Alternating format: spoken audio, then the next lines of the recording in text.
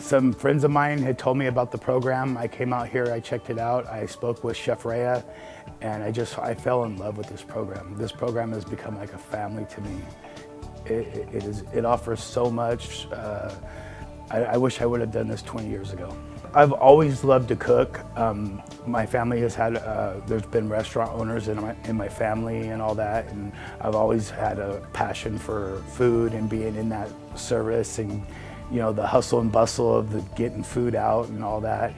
And it's just, now that I got the chance to go back, I absolutely love it.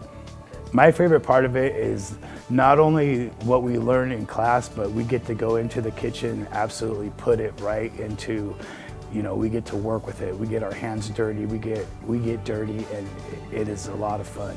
My daughters, they call me Chef Daddy.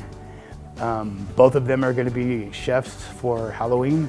I already have their chef coats and hats already bought, and they love it. Oh, my life has changed quite a bit.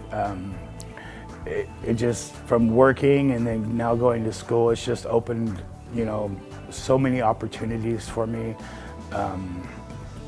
It's really exciting. I definitely felt that I came from having a job and now working towards a career. Career education, find it, be it.